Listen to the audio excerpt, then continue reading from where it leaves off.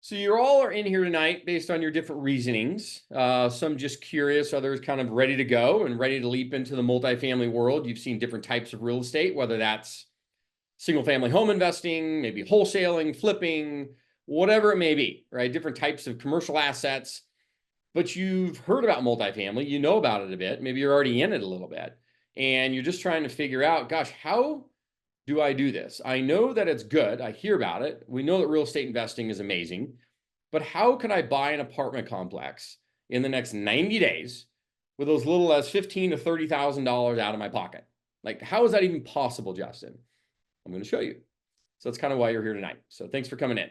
So in 2008, at that time, at least, I came out of college in early 2000s, went to work on my own because I wanted to kind of make it on my own as a man and kind of do my own thing. And that was great. And then went back to school, came out of that, and ended up working for my family business. So my dad was a builder developer guy, real estate guy. And I learned a lot from him and my grandmother kind of growing up. And from construction to development to real estate.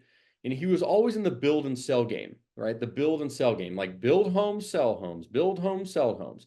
And he got into big development deals. Well, in the collapse of 2008, you can imagine how devastating it was watching everything go up and then everything crash. And like, I'll never forget it. It was April 8th, 2008. A lot of eights. It was like 8:30 something in the morning. And my dad walks into my office and sits down, closes the door, and he says, the bank's just called. They're shutting down all the construction loans on all the deals. And of course, I looked at him like bedazzled, and I said, well, they can't do that. Like we have we have loans. And I said, I understand that. We told them that.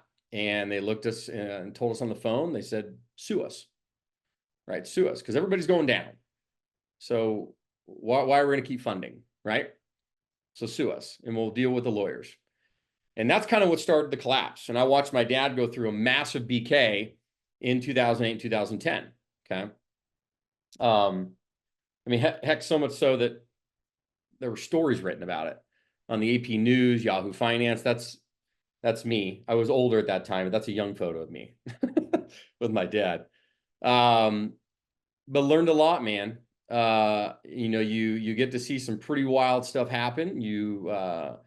But like I say, greatness is born out of some tough environments. And trust me, a lot more people lost a lot more money. I mean, and other things too, right? Even lost lives. I mean, you name it, right? So you just got to be grateful and thankful for what you do have.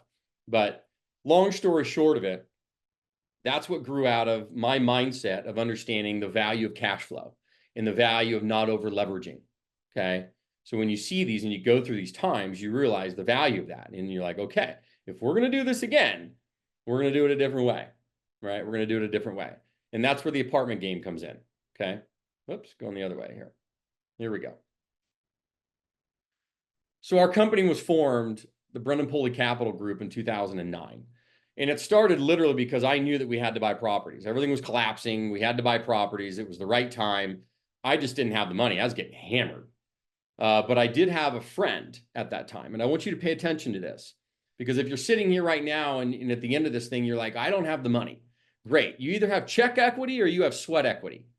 I want you to remember that. You have check equity or you have sweat equity. If you don't have the check equity, then you need to bring a skill set of sweat equity.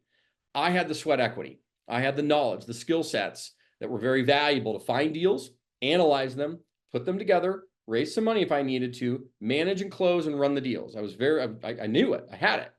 I just needed capital source. So I went to my buddy, Chris at that time, last name Pohle. We created our company, Brennan Pohle Capital. We went literally,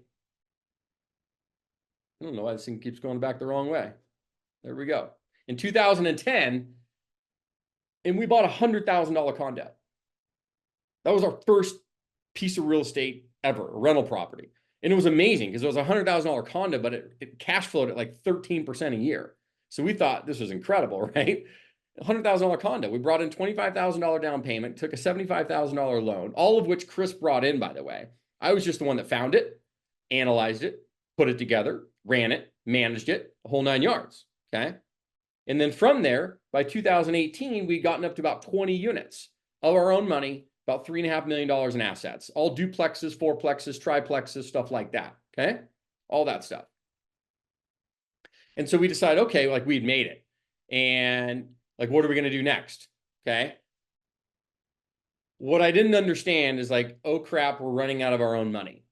And how do we scale if we want to continue to grow? Like, how do we do this? If we're not going to use our own money, how do we do this? Because I don't understand this game of OPM, other people's money. How do you raise the money? How do you put it together? I was fearful of that, but I needed to learn that. So that's a skill set, right? So in 2018, with 20 units and $3.5 million in assets, like we were like, okay, we're awesome. But then I realized I think I watched a syndication conference video thing, and I was like, oh my gosh, like people are just raising money and putting it together and going and getting these big deals. Like, why we can do the same thing? Like, we're far more talented than them. I went to a syndication conference out in Boston.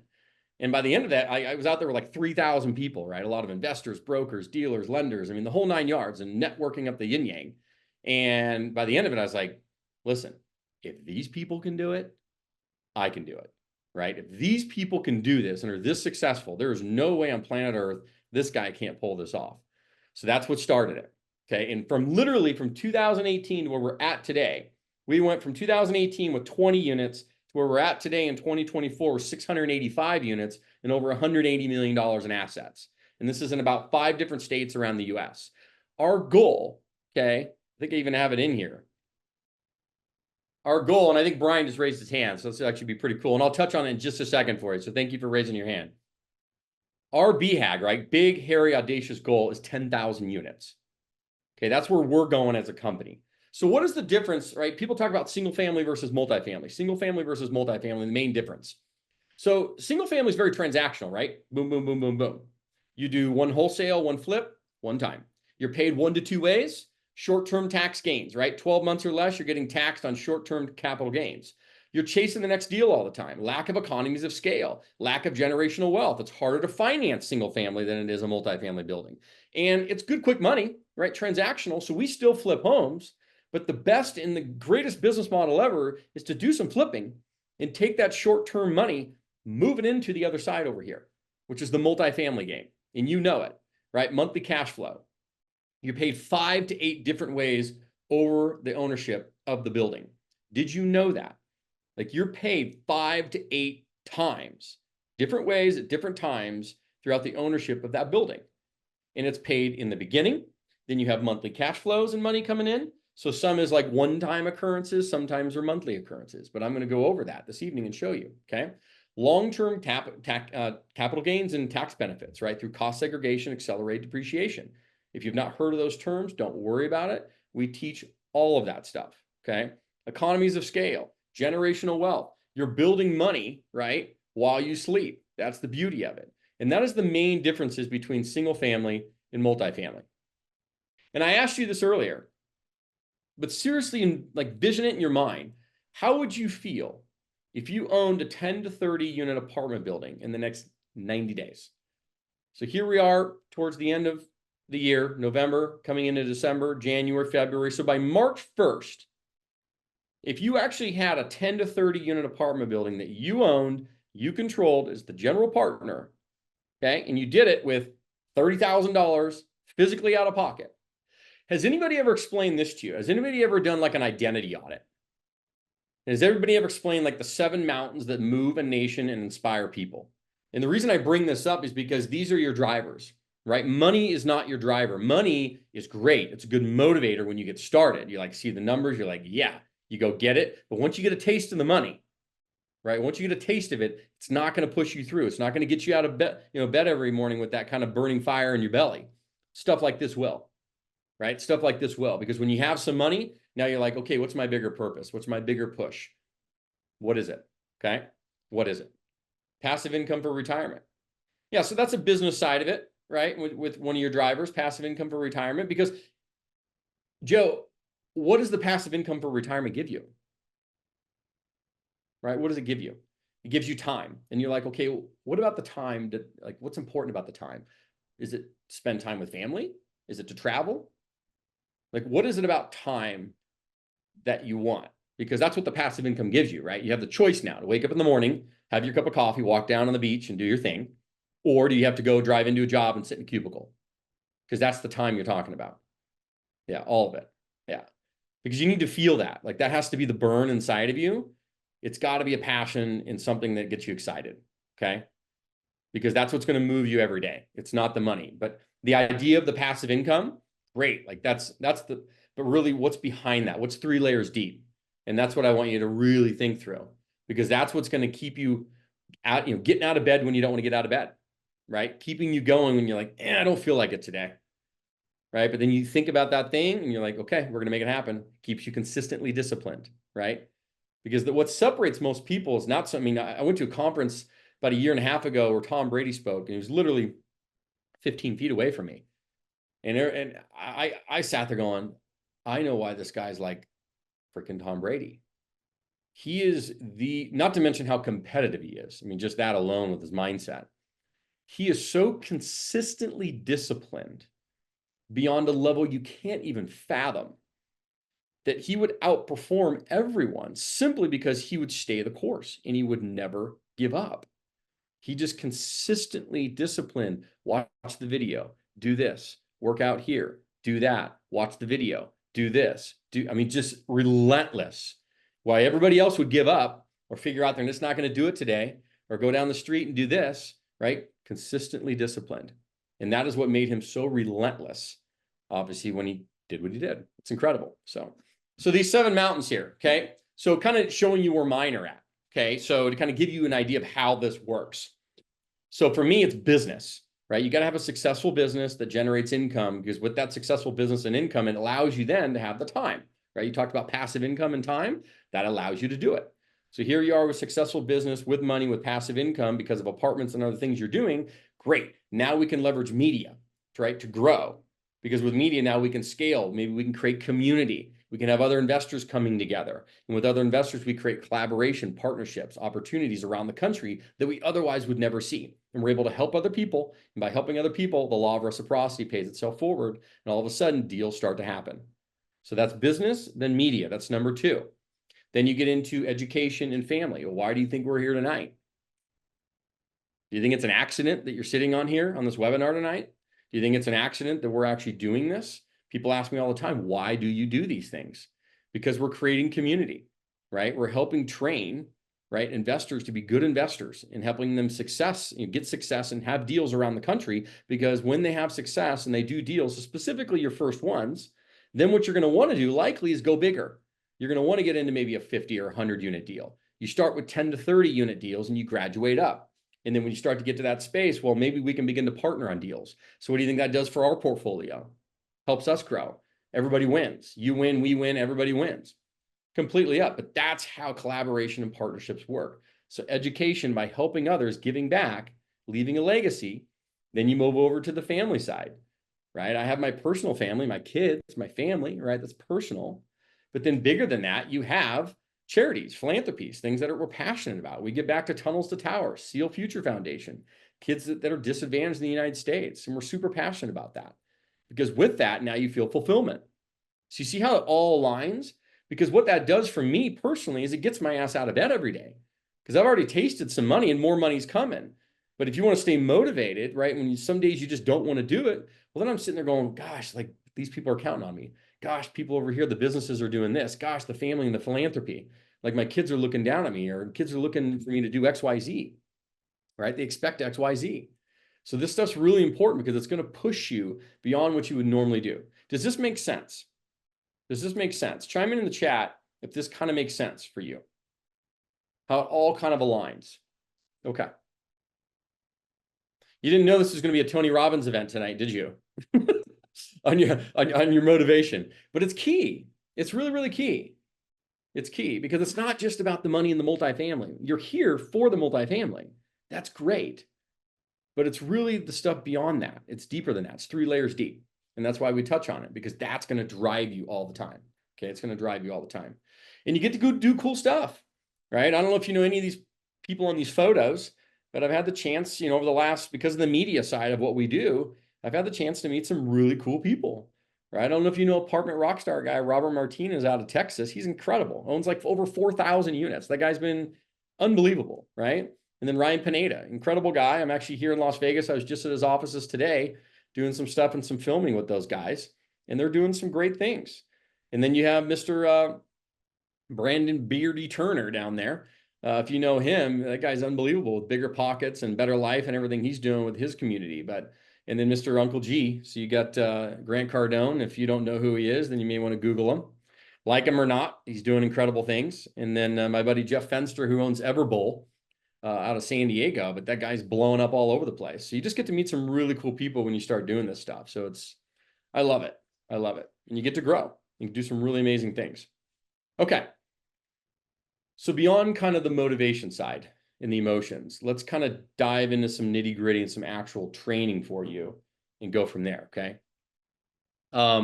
Anthony kind of chimed in. It's easy to non-confront if it's just about the money. It's easy to what do you mean about that, Anthony? Chime in a little deeper on that. And feel free to share it with all. Right now it's coming to the host and the panelists, but if you want to share it with everybody in here tonight, feel free to do that. Okay. It's easy to non-confront, not get out. Oh, totally. I love how we went to layman's terms tonight. It's easy just to not get your ass out of bed. Yeah, I agree. Yeah, money is a great motivator, right? It's a great motivator, but it's not going to keep you going. So these are the 5 pillars. This is a 5-pillar method, because if you want to buy an apartment building in the next 90 days, you have to learn these 5 pillars. And there's a lot of nuance in between these, okay?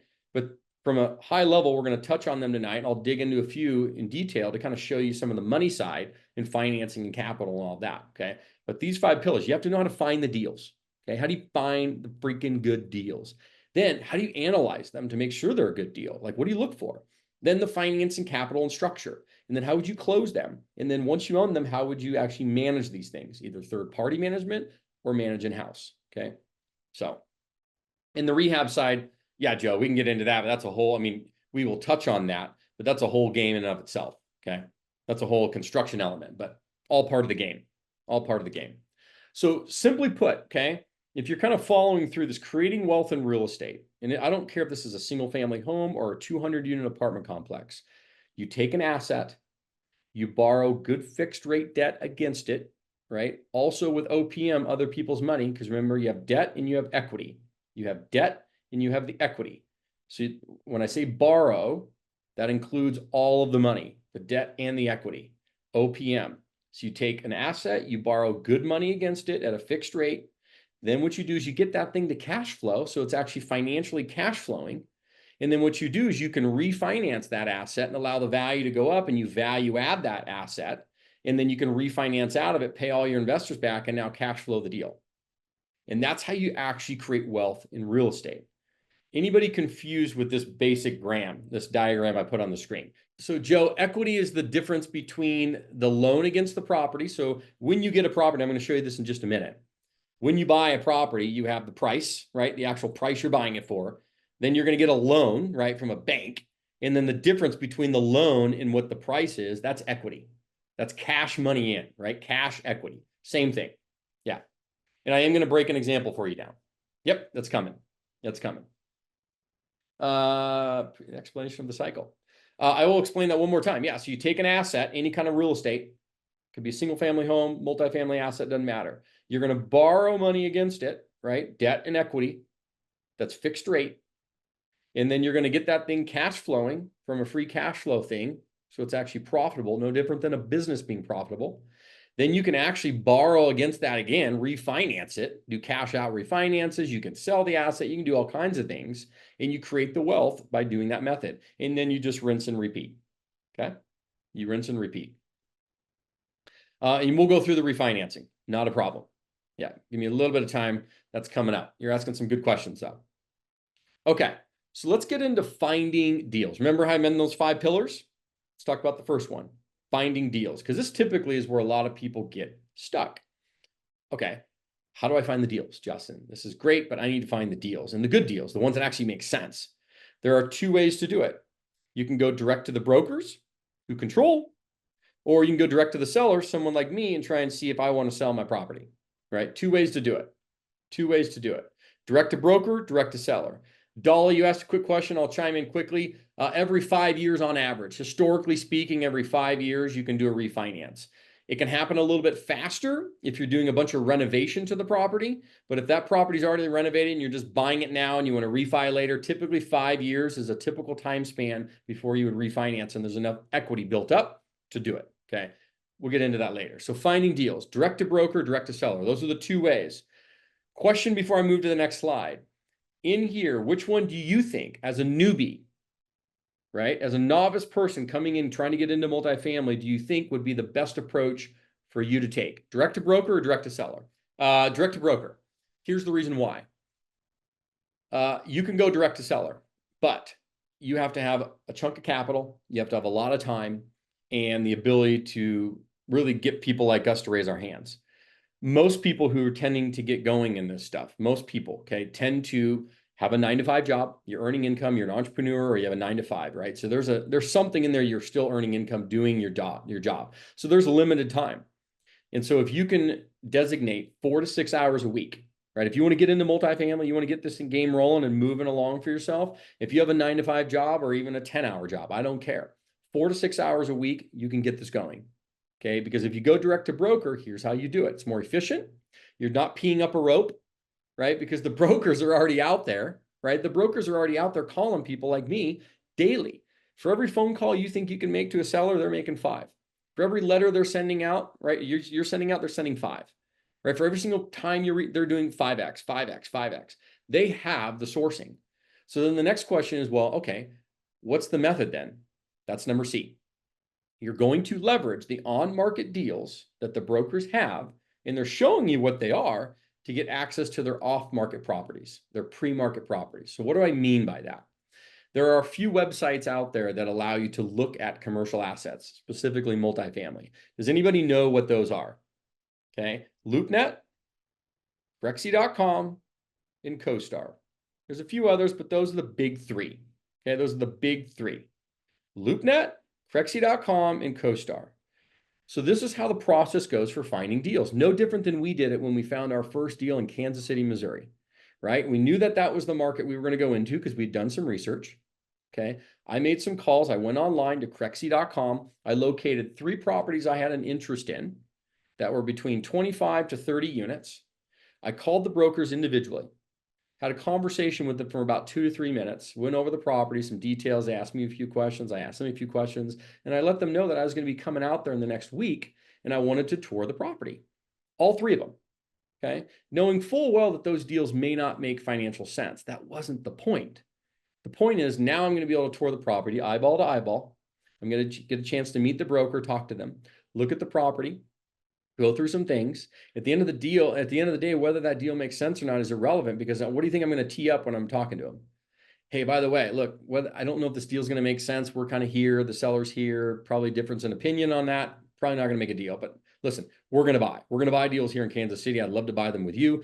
Do you have any pre-market deals, things you're working on that I can get access through your email database, and you can maybe send me some things so we can buy? Because now you're going to start to get the access to the pre-market inventory. Right? The pre-market inventory. And that's what you want. And all these brokers have them. Okay. All the brokers have them.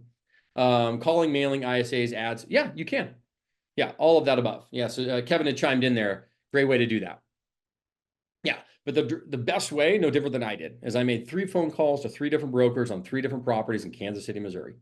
And I set up 3 appointments to tour those 3 properties. I did it all in one day, and I met them all. Talked to them, I analyzed the deals. I knew that they didn't make financial sense. It was irrelevant. And I told them all, listen, I wish these deals would make sense. We can buy them here. Looks like the seller wants to sell it here. Probably not going to make a deal, but look, do you have any deals that maybe are coming up on the market in the next month or 2 that we can start getting a look at? Because once you realize, okay, see where this is at. Yeah. Once you realize that if you look at the market, about 40% of the actual sales in market are on the websites. So if you go to any of those websites, you're only seeing about 40% of the actual market. Okay, 40%. 60% of the actual market you never even see. It is pre-traded before it ever hits those websites. Does that make sense? So now the question is, how do we get access to them? And I just showed you the process obviously from a high level of how you would start that. There's a lot of nuance to that, what you would say, how you would say it, this, that, up, down, all that stuff, right? But that's the process of learning, right? That's the nuance. But from a high level, that's how you would do it, okay? So that's how you would start the finding deals process, okay? Defer to Justin on auctions for multifamily. They're not that often, and there's a reason for that, okay? Once again, this is a good old boys, cowgirls, and cowboys club, okay? This is not single-family residential. Auctions happen with those. Not many auctions happen with multifamily because you're playing in a different game, okay? Before it ever makes it to an auction, okay, that thing is traded behind the scenes with asset managers at the banks for a distressed asset. Okay, you will never see the light of day of that thing. If it's making the auction house, I'd have some questions going, why is it hitting the auction? Like something's up. I'd want to look into that. You don't typically see auctions for multifamily that often. They do come up, but not that often. So if you want to find stressed deals, once again, it's still direct to broker, direct to the asset managers if it's a distressed deal, but that's for a whole other discussion, okay? Whole other discussion. So finding deals, direct to broker, okay? So be efficient, don't pee up a rope, use the on-market method to get to the off-market inventory, okay? Let's talk about analyzing deals, okay? Remember, finding deals, step 2 in the process, analyzing deals, okay? It doesn't matter whether you're buying a 2-unit property or a 100-unit property, 2-unit duplex or a 100-unit multifamily apartment complex, it's irrelevant. It's gonna follow the exact same pattern. You have gross income, then you're going to take out what's called economic loss. Economic loss includes physical vacancy on the property, loss to lease, bad debt, and concessions. I'm not going to get into too much on that tonight, but just so you understand what that is. Then you're going to add in other income. This could be parking income, pet income, admin fees. There's all kinds of them, okay? Not going to get into that tonight. That's going to equal this number called effective gross income. Then you're going to take out the operating expenses on the property, which is property taxes, insurance, repairs and maintenance, property management, on and on and on. There's a list of them. Keep in mind, you don't have to do any of this actual adding. Our deal analyzers do all of it for you. If you have a deal analyzer, it probably does it all for you, okay? But just so you understand schematically what's happening here. Then you get to this number called net operating income. This is a very important number. It's probably one of the most important numbers in all of commercial real estate, let alone multifamily, okay? Very important because that number is how you determine value. It's one of the pieces in determining value on the property. Okay, so the higher you can get that net operating income number, the higher the value of the property goes. Okay, it's not emotional. This is not a comp game, meaning it's not comparables. I'm not looking at my building and then looking at the 3 in the neighborhood and saying, okay, mine should sell for X because these other 3 sold for X. No, it's all determined by the net operating income. Once again, we get into that in a much deeper level, but just so you understand from a high level how the game works. Then you'll take out your mortgage on the property to get to this number called free cash flow. The free cash flow is what goes in your pocket. It goes in your pocket and your investor's pocket, okay? Now, the metrics you're looking for, you see that on the right-hand side of your screen. You have 3 metrics that our deal analyzers determine for you. You're just looking at the result. If those metrics come out and show you a 14 to 20% plus return on that property, that's a good one to keep looking at.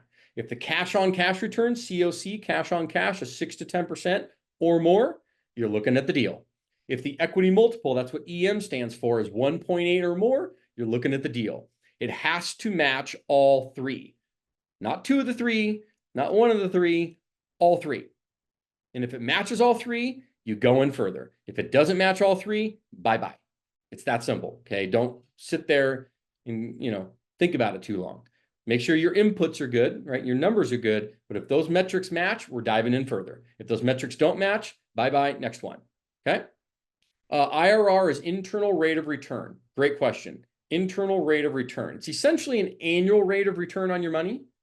Okay, Kimba, it's an annual rate of return on your money. So let me ask you, if I came to you, right, if I was the general partner putting this deal together and I came to you and I said, hey, Kimba, I have a deal. It's going to produce projected returns of 14 to 20% a year on your money.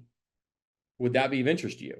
You're like, yeah, sure. Show me a pitch deck, which is what details what the deal is, and let's consider it and talk some more. Okay. EM is equity multiple. Equity multiple. What that means is for every dollar I put in, how many dollars do I get out? Okay, so if I put $1 in, I'm getting 1.8 out. If I put, right, $100,000 in, I'm getting $180,000 back out. Okay, that's what that means. Okay, great questions. Beautiful.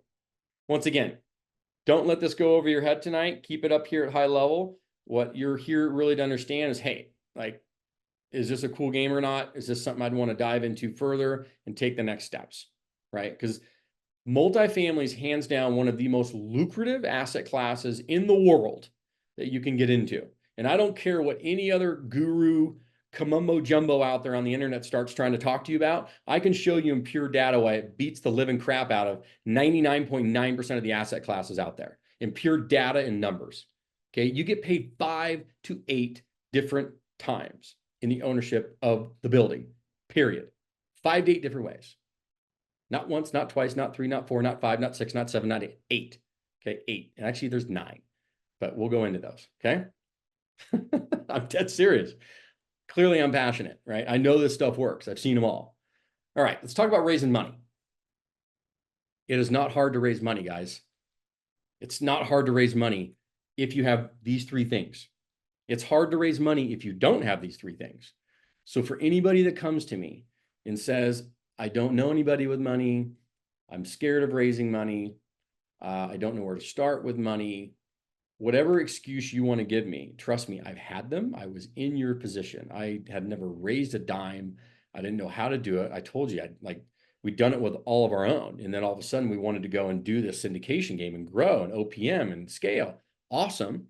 But I didn't know where to begin. I didn't know how to raise money. I had to learn it all. But once you understand the skill set, and I'm dead serious about this, I don't care if it's multifamily or if you're an entrepreneur running a business, you need to learn how to raise money, period. Like for a business, for anything you do in life, like if you're going to be an entrepreneur, period, you need to learn the skill set. We teach you that, and we can teach anybody how to do it, right? It's not hard if you have a deal that makes financial sense, right? The deal that makes financial sense. When I mean deal that makes financial sense, when it meets those metrics. When it meets those metrics right there, it's a deal that makes financial sense. Okay, so number 1. Number 2, a good pitch deck. That pitch deck will help explain what the deal is, how much money you're raising, how much money the investor gets, what's their projected returns, when do they get the money back, what the deal is, right? And it answers 95% of their questions very beautifully, okay? We give pitch decks. Like we have beautiful templates. They're incredible. And then lastly is a good process. Like you need to have a good process when somebody raises their hand and says, yeah, I want to give you 50 grand.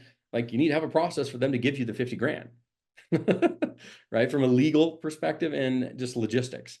So once you have those 3 things in line, raising money is not hard. It's not hard. You just need to have all 3 of those in alignment. Okay. That's how you raise money. Okay. No, Joe, a pitch deck is a specific PDF marketing document that shows what the deal is, right? How much money you're raising, okay? What the investors' projected returns are if they were to invest with you, what would they get for their money, and when would they get their money back? That's pretty much what a pitch deck does. A pitch deck is used if you're actually raising money for a tech company. A pitch deck is used if you're raising money for any company or any investment opportunity. It's called a pitch deck. Yeah, very, very common term, whether it's real estate or not. But yeah, definitely understand that term because you will hear it anywhere in the entrepreneur world. Yeah. But great questions. Great questions, Joe. Okay. So you asked, like, how would you break down a deal? Okay. Financially, what would the numbers look like? So let's dive in right here. Okay. Let's dive in right here. Beautiful. Let's take this deal over here. Okay. Let's say it's a 30 unit deal or 20 unit in this case. $1.5 million purchase price. This would be somewhere in the Midwest. $1.5 million purchase price. Let's say we're going to renovate the complex, put in $200,000 to renovate. We have closing costs. That's what CC stands for, closing costs of $100,000. So total cost on the deal is $1.85 million. Okay, $1.85 million. Make sense? Now we're going to go out and we're going to get a loan from either a local commercial bank or in some cases, maybe Freddie or Fannie Mae, one of the two. And that's going to be for about 70% loan to cost, right? Loan to value, loan to cost, a little different terminology, but let's say in this case, 70% of the cost. So that's about $1.3 million loan. Getting that loan is easier than getting a $300,000 single family house loan. And I'm dead serious about this. And you ask why?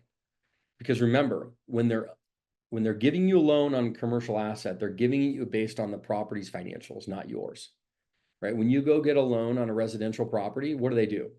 Give me your tax returns. Give me your W-2s. Give me your this. Give me your that. I want to analyze you. I want to look at your bank statements. I want to look at this. I want to look at that. I want to dissect you inside and out, give you a exam, and by the time you're done, you'll want to kill yourself, right?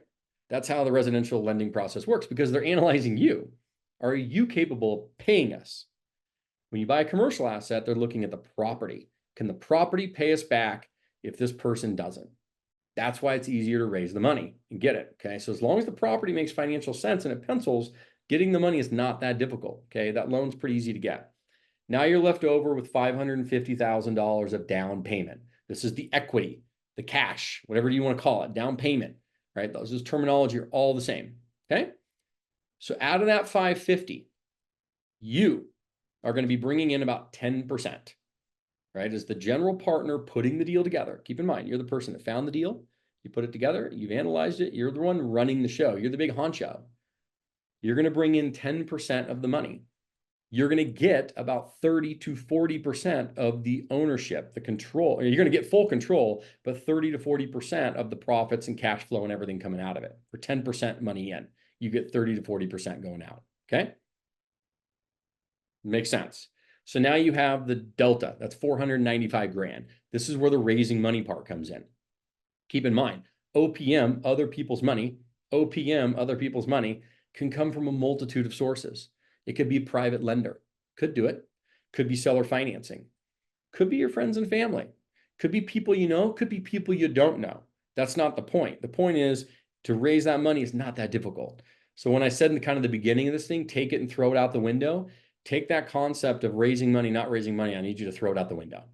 Okay, you can do this. Trust me.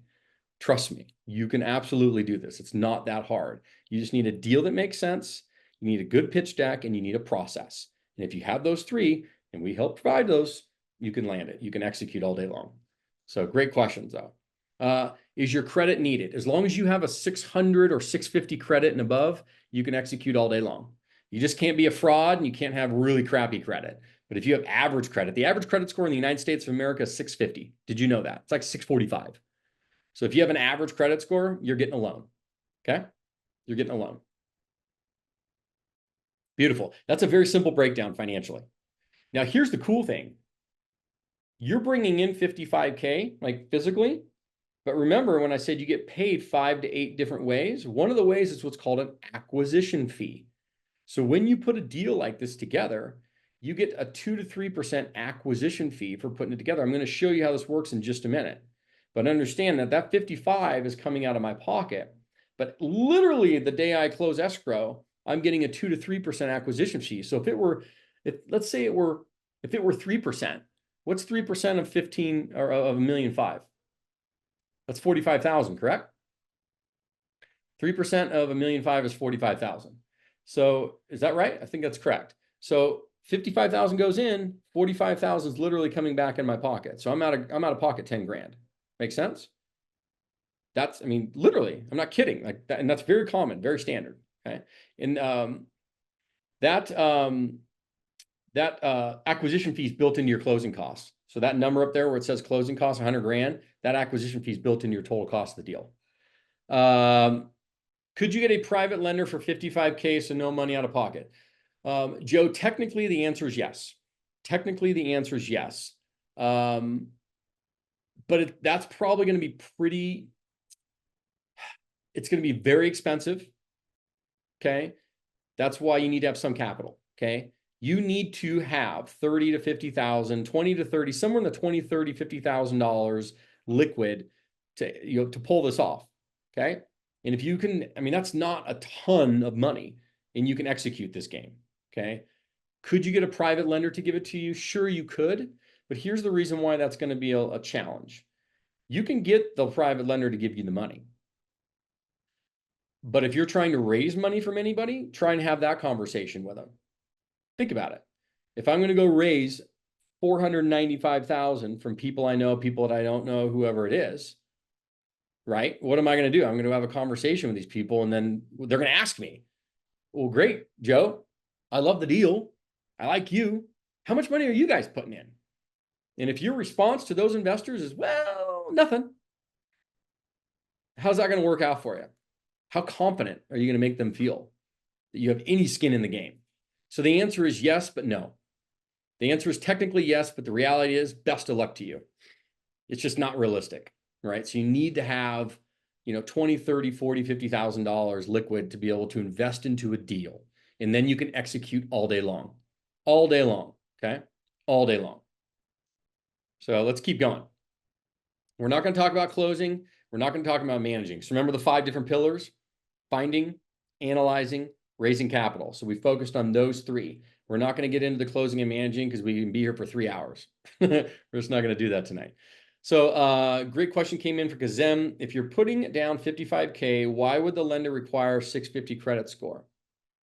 They're going to require some credit. So I didn't say specifically 650, but you need to have reasonable credit. Yeah.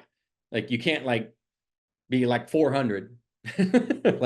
Have an average credit score and it shouldn't be a problem.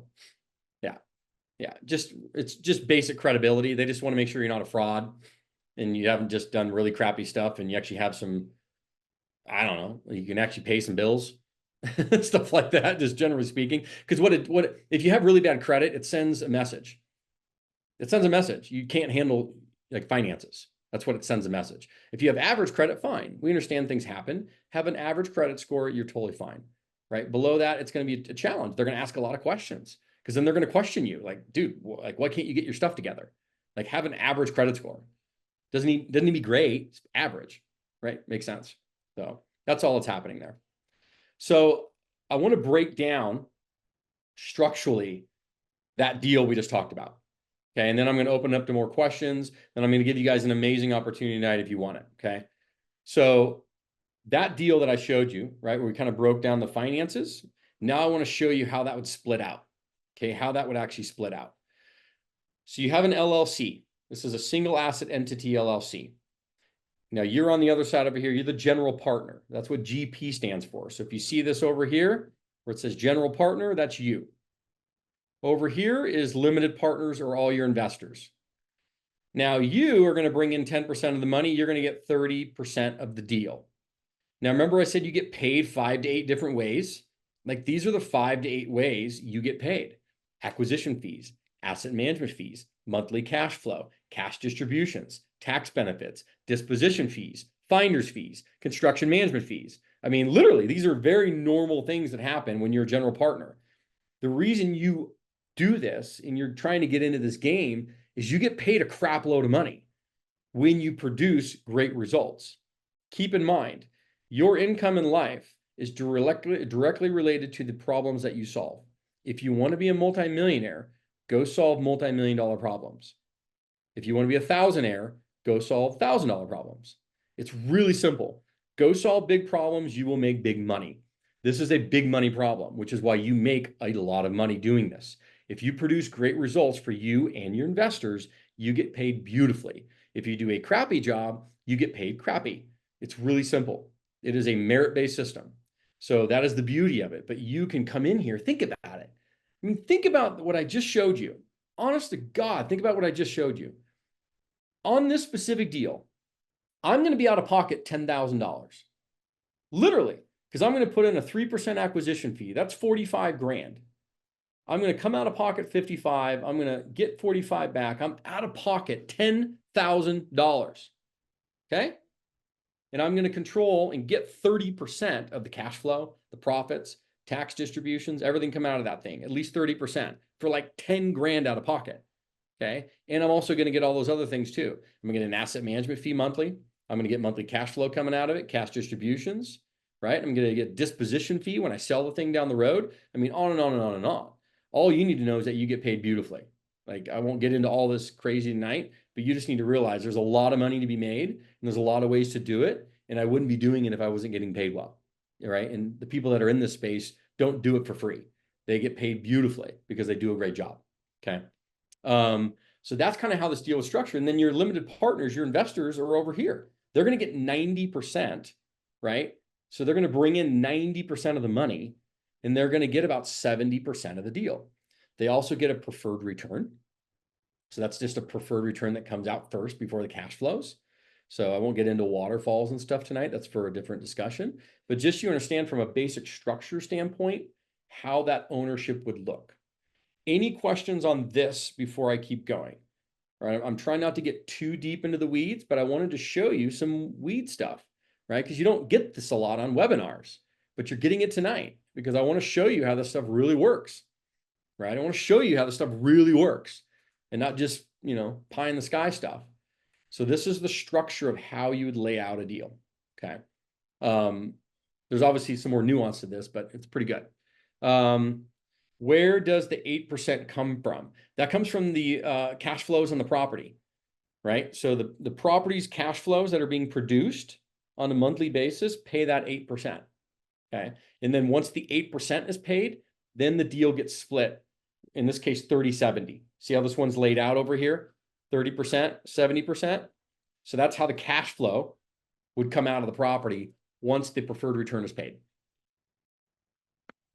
Great question. Okay, let's keep going. See what we got. So I'm going to give you a case study. Okay, and this will kind of, you know, finish this up here, and then I'll open it up to a few more questions. So thanks for hanging around a little bit longer tonight. I think this is awesome. This is really cool.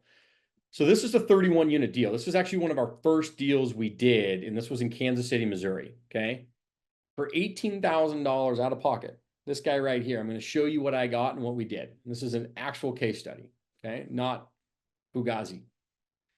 We bought this thing for $1,525,000.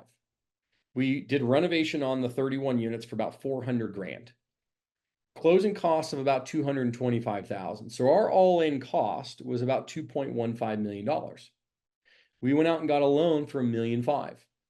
We brought in $645,000 in cash down payment, the equity. This guy, brought in $64,000 physical cash, okay?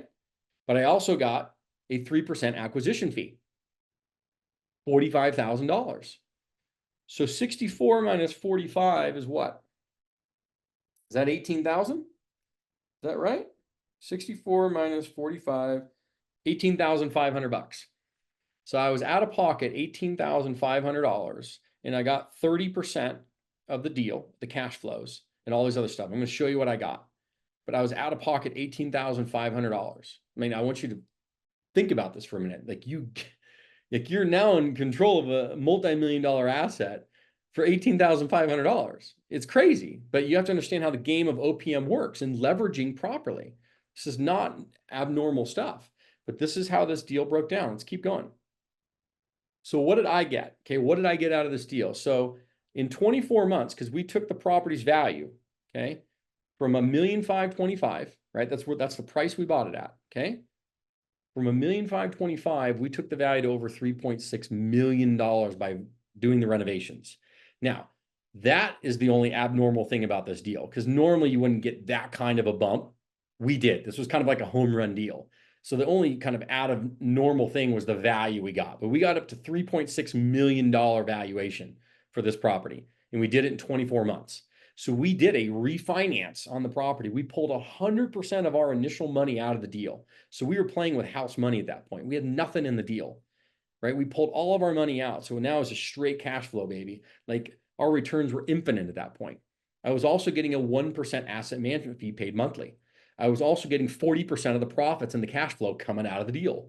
So I was getting about $2,000 a month times the 5 years of ownership. That's $120,000. Then my net profits on selling it were about $470,000. So my net was $590,000 on an $18,000 out-of-pocket deal. Okay. I mean, you tell me if that's a good ROI for me. For 18 grand. I mean, if you tell me no, then I would like to see your deals. So anyhow, and listen, like I said, the only abnormal thing about that deal was the price that we got at 3.6 million, right? Normally it'd be a little bit less than that, but the process is the same, no matter what. It's all the same. Okay. It is fabulous on that deal. It is fabulous. It's not completely abnormal. Obviously, the market's a little tighter right now, so that kind of bump in value is not happening at the moment, but it absolutely will and can happen again. So, Brian, there's always a cycle in real estate, right? There's always a cycle in selling properties. So if you want like the true game, right? No different than my mentor taught me. You buy three, sell one, buy three, sell one, buy three, sell one, buy three, sell one, buy three, sell one, buy three, sell one. So you're always acquiring, but you're also liquidating. So when markets allow it, you liquidate, but you're always buying three, selling one, buying three, selling one. So you're acquiring, your portfolio is going up, but you're also liquidating to move cash. So let me ask you this. What if you could get into a community of well-trained investors that are doing deals around the country, and you could collaborate, partner, have access to financing and capital, lenders, all that stuff, and start alleviating some of these roadblocks that you say are stopping you? Like, would that be a benefit to you? Chime in the chat if it would. I'm just curious.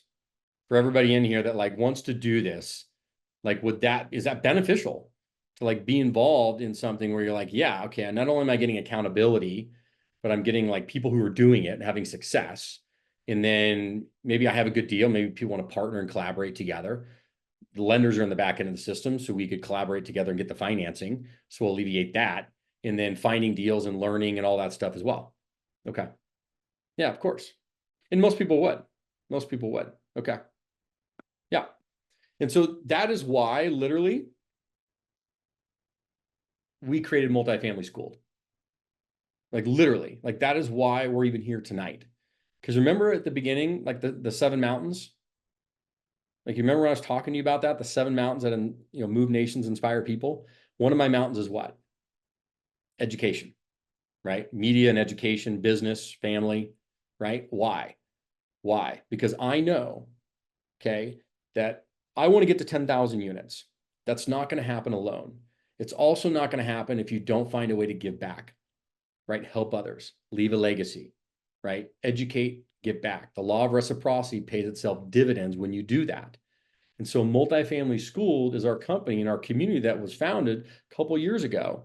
And through collaboration and bringing in investors, helping them learn, okay, and then helping them execute to get into their first few deals and more, it's a lifetime opportunity. So people come in here, they're in here for life, man. They want to do deals, they're collaborating, partnering, doing things, having success.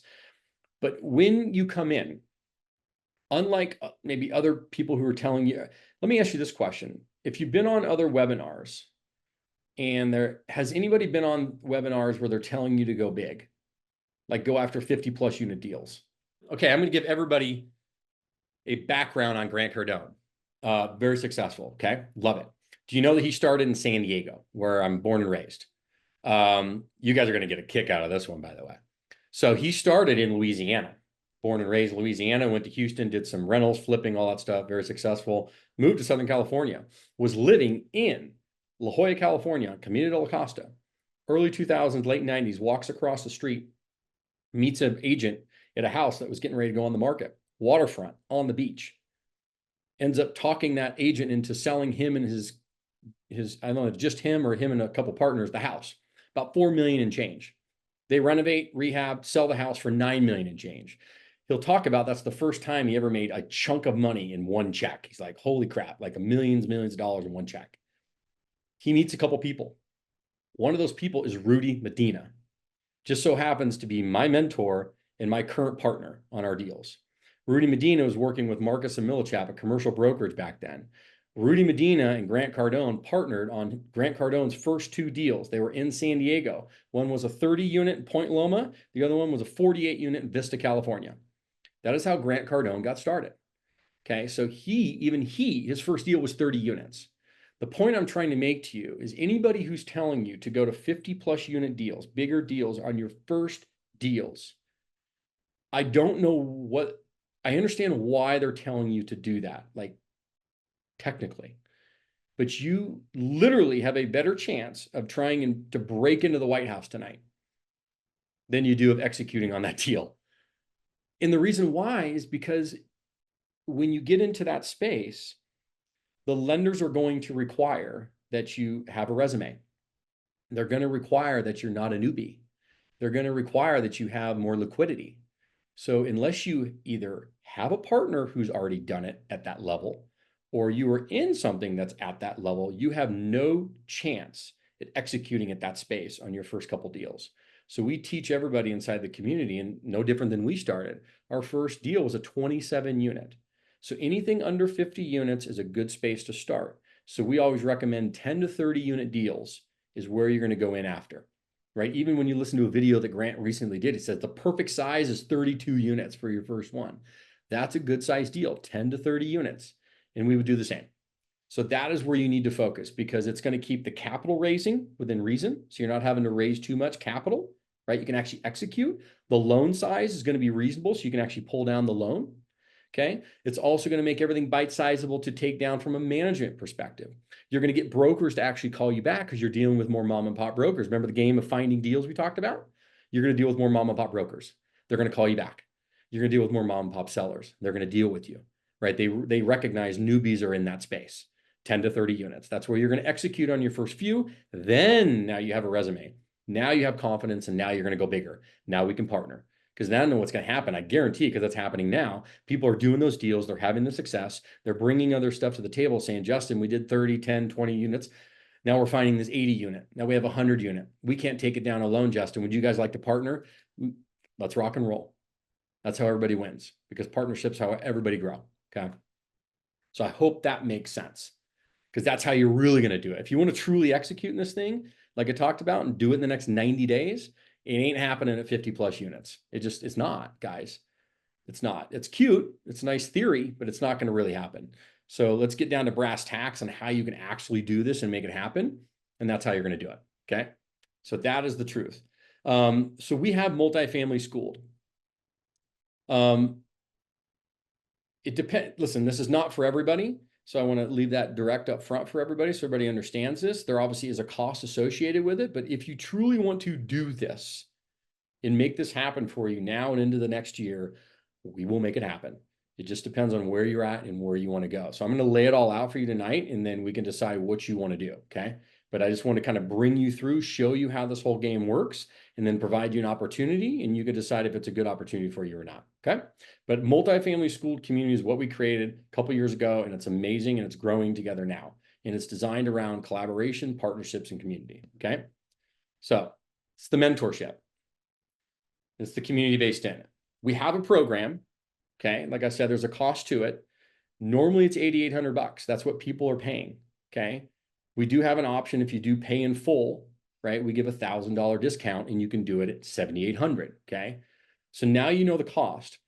But what I want you to do, now that you know the cost and you're looking at it going, oh my gosh, or this or that, take the money for a minute, and I want you to throw it out the window. Here are two prerequisites for you.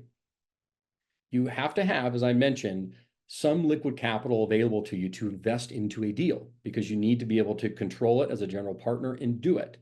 So that's number one. You can't do this with no money. It just doesn't work. You have to have some, even if it's small, guys, you have to have some. Okay. And then in terms of this money you're seeing on the screen, take that and kind of set it aside. We can figure that portion out.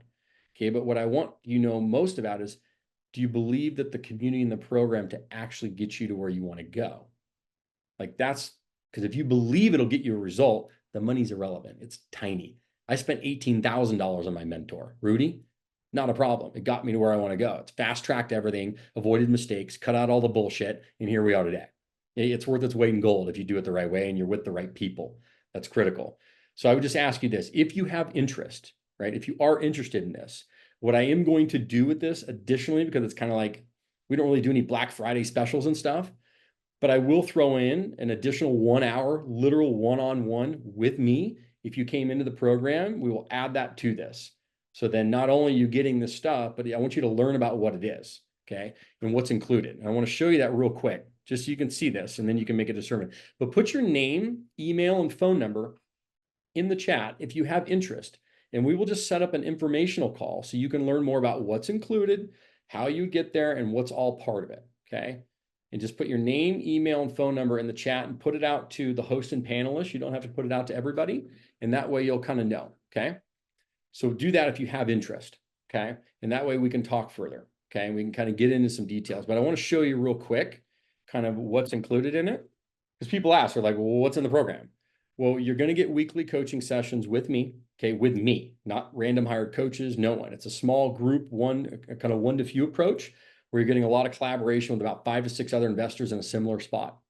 You're going to get a personal success coach assigned to you, okay, that's going to hold you accountable, going through your weekly guides and checklists and everything that we're doing to get you to where you want to go.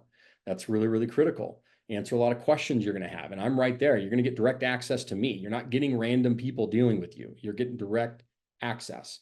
It's lifetime. This is not like a sunset program. So you're coming in for a lifetime with access to the community, the tools, the resources, the document libraries, everything you're going to get. You get full access to it. You get a 90-day action plan guide.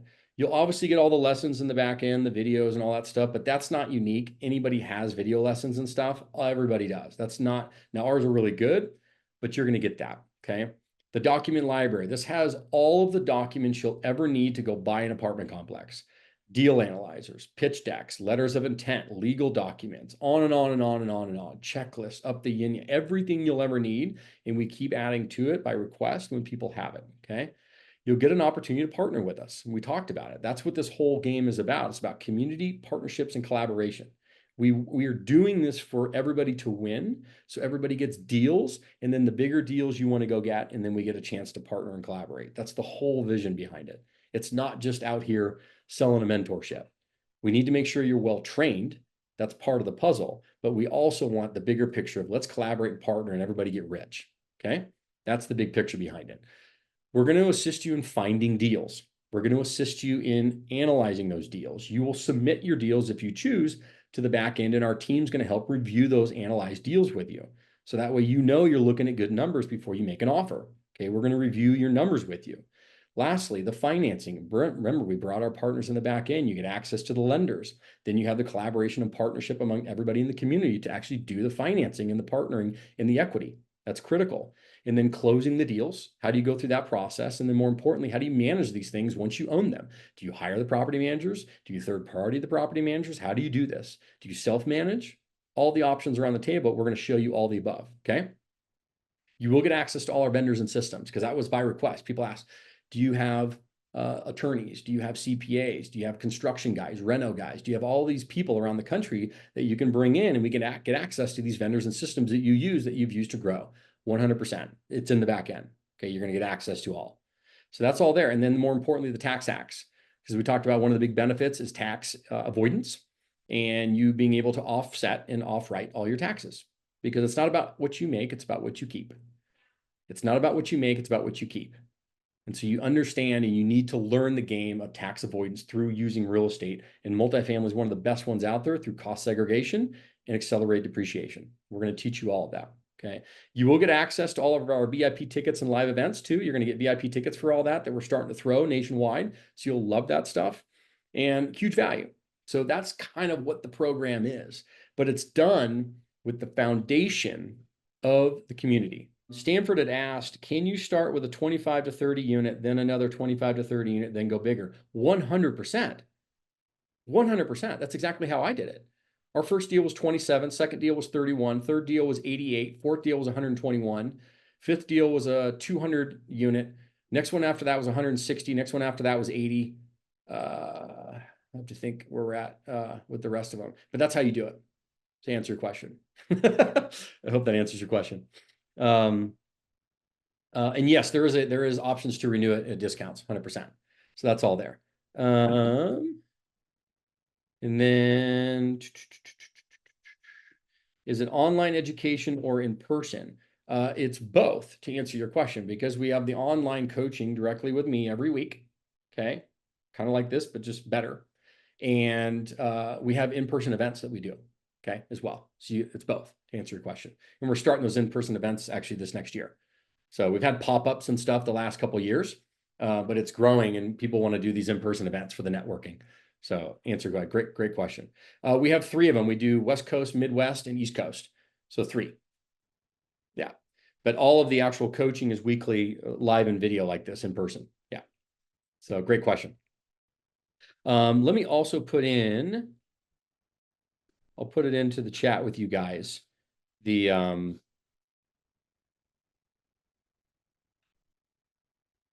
strategy call link. So that way you can book that direct if you wanted to.